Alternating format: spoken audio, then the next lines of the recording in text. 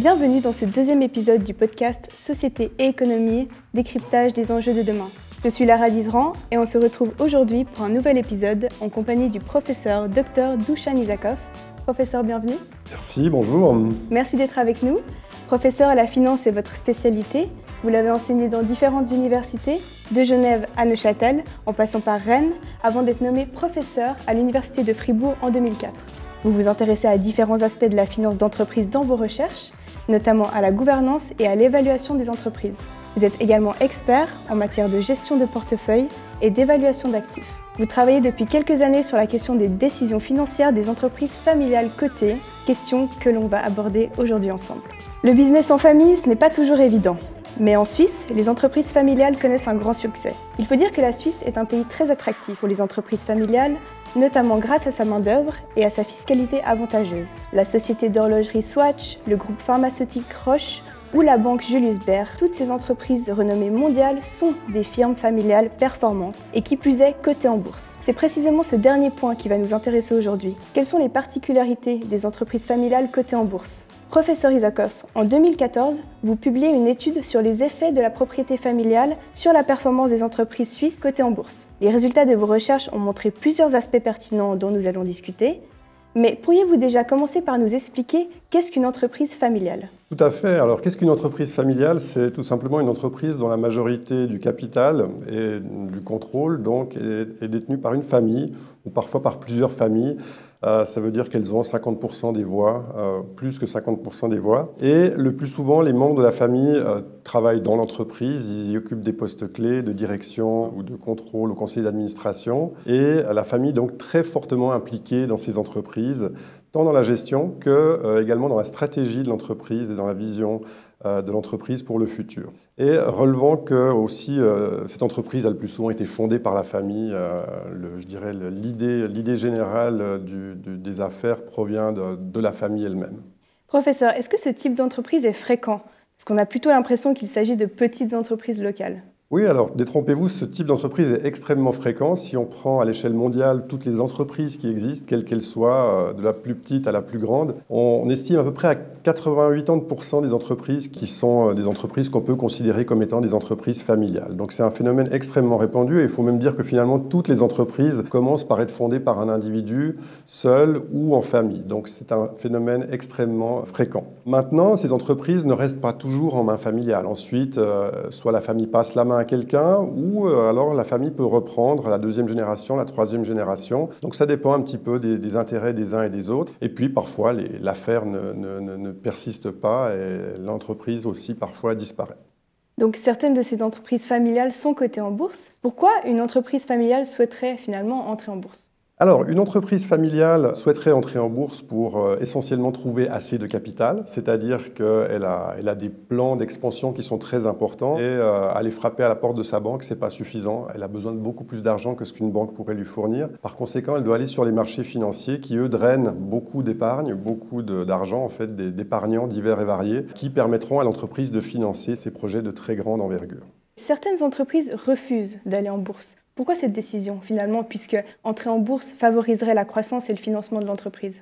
C'est tout à fait correct. Certaines entreprises se refusent à ce pas pour différentes raisons. La principale, je dirais, c'est que des entreprises génèrent suffisamment d'argent, elles font suffisamment de bénéfices, elles sont assez profitables pour pouvoir réinvestir ces profits et croître. Et dans ce contexte-là, elles n'ont pas besoin finalement des marchés financiers. D'autres préfèrent s'abstenir parce qu'elles ont peur qu'en ouvrant leur capital à d'autres actionnaires, ces autres actionnaires viennent un petit peu se mêler de leurs affaires et dire qu'ils ne sont peut-être pas d'accord avec la manière dont la famille gère l'entreprise, voire même éventuellement perdre le contrôle de l'entreprise. Si beaucoup d'actionnaires achètent une grande fraction du capital, peut-être que la famille pourrait perdre en fait les rênes de l'entreprise et l'entreprise ne lui appartiendrait plus par conséquent. Donc les entreprises éviteront de rentrer en bourse de ce fait-là. Et puis je dirais il y a peut-être un troisième élément qui est aussi une question de transparence. Certaines familles souhaitent rester très discrètes dans certains secteurs d'affaires. Elles ne souhaitent pas faire beaucoup de publicité sur elles-mêmes. Et par conséquent, la bourse nécessite aussi une certaine transparence de la part de ces entreprises qu'elles ne souhaitent pas donner en fait, au marché.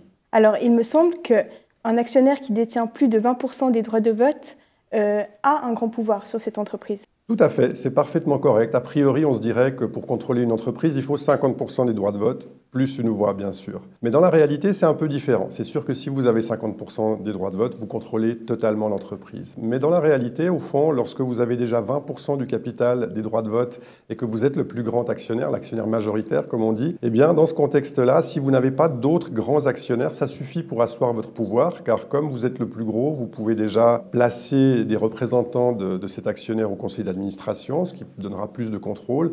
Et surtout, les autres actionnaires seront tous de petite taille et ne pourront pas finalement s'opposer à ce grand actionnaire. Donc, dans la littérature académique qui fait de la recherche sur ces entreprises, ce seuil est souvent considéré comme 20%, comme suffisant pour contrôler une entreprise, ce qui peut paraître un peu paradoxal du point de vue extérieur. En Suisse, il y a des entreprises familiales cotées en bourse. Est-ce qu'il y en a beaucoup ? Alors en Suisse, on a pas mal d'entreprises familiales qui sont cotées en bourse. On estime, nos travaux ont montré qu'à peu près un tiers de ces entreprises qui sont des entreprises qu'on peut considérer comme familiales. Il faut aussi dire que la définition est un petit peu floue. Il n'y a pas un consensus absolu, mais si je reprends ma définition des 20% des droits de vote, dans ce cas-là, on considère qu'un tiers des entreprises en Suisse sont des entreprises familiales. Un deuxième tiers est constitué d'autres entreprises qui ont un grand actionnaire également, mais qui n'est pas une famille. Ça peut être par exemple une autre entreprise, ça peut être l'État, par exemple, dans le cas de Swisscom, ou alors ça peut être une institution, voire même un individu qui n'a pas fondé l'entreprise, mais qui souhaite détenir l'entreprise pendant un certain temps pour la revendre ultérieurement et éventuellement faire un profit. Et enfin, le troisième tiers est constitué de ce qu'on appelle des entreprises à actionnariat dispersé, où finalement il n'y a pas de grand actionnaire. Personne ne détient une grande partie du capital, donc l'actionnariat est complètement diffus, comme on dit. Et par conséquent, ici, il n'y a personne qui contrôle vraiment, on ne peut pas attribuer le contrôle à quelqu'un. Et on parle d'entreprises à actionnariat diffus. Par exemple, en Suisse, si on prend une très grande entreprise comme Nestlé, Nestlé a à peu près 150 000 actionnaires et il y a juste un ou deux actionnaires qui atteignent le seuil des 3% de droits de vote, mais ce n'est pas suffisant pour influencer toutes les décisions et la stratégie notamment que prendra Nestlé. Nestlé est forcément une entreprise très renommée en Suisse. Est-ce que vous avez un exemple d'une entreprise familiale qui est aussi dans ce cas-là, mais qui est peut-être moins renommée que Nestlé ? Elles sont toutes assez renommées, finalement, c'est toutes de très grandes entreprises. On dit que c'est des petites entreprises, mais non, du moment que vous êtes coté en bourse, ce sont de grandes entreprises. Un exemple d'entreprise familiale bien connue en Suisse, que tout le monde connaît, ou dont tout le monde utilise les produits assez régulièrement, c'est Schindler, par exemple. Schindler est une entreprise qui fabrique des ascenseurs et des escaliers roulants. Donc, où que vous soyez dans le monde, il y a une chance sur 4 que vous soyez dans un ascenseur Schindler ou sur un escalier roulant Schindler. Et cette entreprise, son histoire est assez intéressante parce qu'au début c'était une entreprise familiale, il y avait quelques membres de la famille qui s'en occupaient. Elle est restée presque pendant un siècle en main privée et elle a quand même dû rentrer en bourse quand elle a décidé de s'étendre globalement à travers le monde. Elle avait besoin de beaucoup de capitaux pour aller en Asie par exemple, pour livrer des ascenseurs en Asie, avoir des usines dans ces pays. Et donc ça nécessitait énormément de capital et par conséquent elle est rentrée en bourse. Vous l'avez mentionné juste avant, environ un tiers des entreprises en Suisse sont des entreprises familiales. Qu'en est-il de la situation dans le monde et en Europe ? Alors, dans le monde, la situation est, je dirais, assez similaire, avec des différences malgré tout. Je dirais, en Europe continentale, on a une situation assez proche de la Suisse, où on a à peu près un tiers à 50% des entreprises qui peuvent être considérées comme familiales.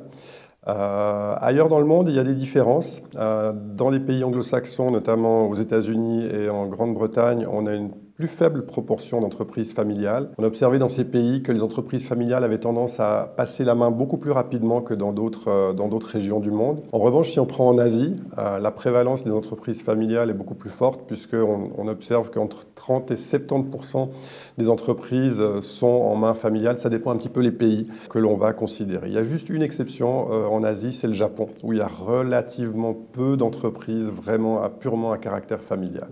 Professeur, en quoi ces entreprises familiales sont-elles véritablement différentes des autres entreprises cotées en bourse ? Alors, comme on l'a dit, il y a plusieurs choses qui caractérisent ces entreprises. Premièrement, c'est le rôle de la famille qui va être très important, qui vont donc prendre des décisions, qui vont s'impliquer fortement dans l'entreprise et par conséquent, elles vont définir la stratégie de l'entreprise. En termes d'actionnariat, je l'ai déjà évoqué finalement, on a vu certaines entreprises ont un actionnariat diffus, d'autres plus concentré, donc c'est clairement des entreprises à actionnariat concentré où l'actionnaire jouera un rôle extrêmement important. Et puis le caractère familial ajoute quelque chose, c'est que souvent ces entreprises sont gérées dans le but de léguer l'entreprise aux héritiers, aux successeurs. Donc il y a une gestion un peu différente d'une entreprise classique où le profit à court terme n'est pas forcément un objectif. On regarde plutôt la survie de l'entreprise à long terme. Donc ça, c'est clairement ce qui va différencier les entreprises familiales cotées des autres entreprises cotées.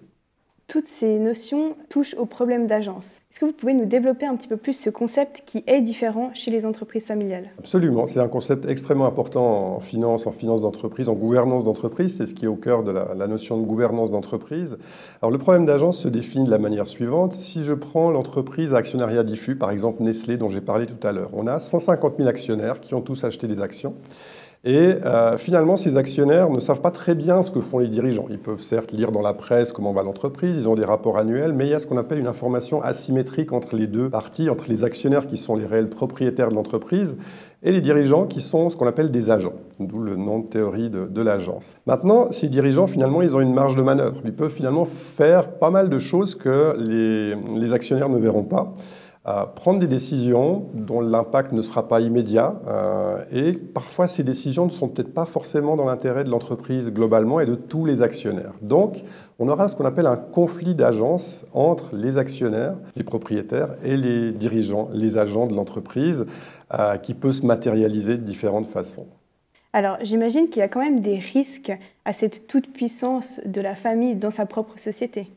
Absolument, il y a des risques parce que en fait, ce qu'on documente, c'est un autre conflit d'agence cette fois-ci, non pas entre actionnaires et propriétaires, mais entre actionnaires eux-mêmes. Les actionnaires majoritaires, c'est-à-dire la famille, peut prendre des décisions qui vont au détriment éventuellement des petits actionnaires, des actionnaires minoritaires comme on les appelle, des décisions qui ne seront peut-être pas créatrices de valeur ou même éventuellement, dans le pire des cas, qui pourront détourner en fait les fonds de l'entreprise au profit de la famille. On a par exemple un exemple qui avait fait grand bruit au début du siècle, où on a eu beaucoup de scandales financiers liés à la gouvernance d'entreprise. Et en Italie, il y a une entreprise qui était active dans l'industrie laitière, qui s'appelle Parmalat, et on s'est aperçu a posteriori qu'en fait, la famille utilisait les fonds de cette entreprise pour ses propres fins, finalement. Ils ont par exemple acheté un club de football parce que le dirigeant, en l'occurrence, était passionné de football. Donc ils ont décidé de s'offrir un club avec les fonds de l'entreprise. Ils ont aussi diverti les fonds dans d'autres domaines également. Donc ça, c'est vraiment un cas extrême où évidemment les actionnaires minoritaires ont été spoliés par la famille. Donc c'est un risque puisque évidemment, on est dans le même cas. Les actionnaires minoritaires ne savent pas exactement ce que fait la famille. On est toujours en information asymétrique et par conséquent, on pourrait imaginer qu'il y ait ce genre de choses qui se matérialisent. Donc ça, c'est un problème d'agence qui peut également se matérialiser avec les entreprises dites familiales. Est-ce que juridiquement, il existe des réglementations pour éviter ce genre d'action extrême motivée par la famille? Alors évidemment, ce dont je vous parlais serait punissable. Maintenant, il faut encore pouvoir le documenter jusqu'à ce que le scandale n'éclate, jusqu'à ce que cette entreprise fasse faillite parce qu'elle s'était beaucoup trop endettée finalement pour pouvoir satisfaire ses besoins. Finalement, c'est assez difficile parce que, comme j'ai dit, il y a un problème de transparence. Ensuite, finalement, l'entreprise ou la famille ne fait rien de proprement illégal. Tout ça reste dans un cadre un petit peu gris. Donc le seul remède, juridiquement à proprement parler, on ne peut rien faire. Le seul remède, c'est d'avoir de bonnes règles de gouvernance qui vont assurer une certaine transparence pour que tout le monde puisse éventuellement se rendre compte et éventuellement réagir à des mauvaises actions. Mais les cas précédents sont très caricaturaux, si j'ose dire. On peut avoir des cas beaucoup plus difficiles à détecter. Par exemple, l'entreprise qui va se développer dans un secteur qui l'intéresse, mais qui n'est pas forcément générateur de valeur pour le reste des activités de l'entreprise. Donc ça, c'est pas punissable par la loi, ça peut être considéré comme une erreur de gestion, et encore, on ne peut pas forcément dire que c'est une erreur de gestion, ça dépend un petit peu comment est-ce qu'on voit les choses. Donc c'est vraiment difficile de, je dirais, se protéger, entre guillemets, contre ce genre de problématiques. Alors, malgré quelques scandales, les entreprises familiales cotées ont souvent une image positive dans les médias et également auprès des banques. On peut donc facilement investir dans des entreprises familiales. Mais quels sont les avantages vraiment à investir dans ces entreprises familiales cotées pour un investisseur? Tout à fait. C'est vrai que c'est beaucoup mis en avant par souvent les médias, les voient assez favorablement. Les banques également vendent des produits financiers qui disent voilà, vous avez la possibilité d'investir dans des entreprises familiales. Donc le principal avantage, je l'ai mentionné finalement, c'est le fait que il y a ces deux conflits d'agence, mais la famille va réduire le principal conflit d'agence entre dirigeants et actionnaires, puisque la famille travaillera malgré tout dans son propre intérêt. Donc ça, c'est quelque chose de très positif et de très favorable. C'est vraiment un des points forts de la famille. Un deuxième point fort, c'est cette question de la vision à long terme, puisque ça évitera finalement une gestion trop court-termiste, si on ose dire, qui sera poussée par les actionnaires qui souhaitent un profit immédiat. Donc la famille prendra des décisions qui ne seront peut-être pas génératrices de valeur immédiatement, mais qui préserveront en fait la survie de l'entreprise à plus long terme. Et ça, c'est souvent bénéfique pour l'entreprise à long terme. Il y a des avantages, mais également des risques. Est-ce que vous pouvez en citer quelques-uns? Tout à fait. On a parlé du risque ce risque de diversion un petit peu des fonds de l'entreprise lié à ce conflit d'agence. Ça, c'est clairement un des risques importants. Ensuite, on a des risques qui sont liés, je dirais, à l'organisation de la famille ou au fait que la famille toujours a les pleins pouvoirs. On a ce qu'on appelle le népotisme, à savoir que la famille est souvent tentée de mettre des membres de la famille aux positions dirigeantes, membres de la famille qui peuvent être ou pas suffisamment compétents pour assurer les tâches de direction, qui sont souvent des tâches complexes lorsqu'une entreprise est cotée en bourse et a une certaine envergure. Donc, un autre problème, c'est que les membres de la famille qui sont dans les positions dirigeantes peuvent éventuellement s'accrocher un peu trop longtemps au pouvoir, même s'ils ont dépassé un petit peu leur limite de compétences. Donc ça, en termes de gestion, ça peut être un risque également pour les investisseurs. Parfois, les héritiers de ces entreprises familiales ont un certain désintérêt face à l'entreprise et à l'activité. Est-ce que ce désintérêt est spécifique à un secteur? Tout à fait. Alors, je dirais que cette question est importante. Alors, je vais peut-être y répondre en deux temps parce que la première chose, c'est que finalement, l'organisation de la famille, c'est aussi un risque pour l'investisseur. Les entreprises familiales, ça c'est quelque chose qu'on ne peut pas savoir. Comment est-ce que la famille s'organise au sein d'elle-même pour s'entendre, pour prendre des décisions en commun? Lorsque vous avez une génération ou deux générations, c'est facile, mais lorsque vous avez 5 générations avec beaucoup de ramifications, ça fait beaucoup de monde et ça peut être compliqué de mettre tout le monde d'accord. Donc l'organisation de la famille est très importante et la génération finalement de la famille est aussi très importante. Donc maintenant la question des héritiers, c'est une question clé. Parfois les héritiers se désintéressent fondamentalement de l'entreprise pour différentes raisons. Ça peut être tout simplement parce qu'ils ne sont pas formés ou finalement ils n'ont pas fait l'effort de s'investir là-dedans ou la famille n'a peut-être pas intéressé à ce qu'eux-mêmes s'investissent dans l'entreprise. Mais ça, c'est vraiment, je dirais, propre à la famille. C'est pas vraiment propre au secteur. C'est un bon point, on pourrait se dire certains secteurs sont plus touchés que d'autres. Non, en fait, on voit que ça arrive un peu dans différents secteurs. Ça peut être des secteurs industriels, dans des secteurs de services. Mais c'est extrêmement important parce que l'entente au sein de la famille peut être un atout, mais ça peut être un risque. S'il y a parfois des luttes familiales peuvent conduire à la disparition de l'entreprise purement et simplement. Il y a des exemples célèbres récents. La célèbre maison de couture Versace, par exemple, une lutte familiale très importante a amené à la perte en fait, de cette maison de haute couture qui était pourtant florissante à une certaine époque.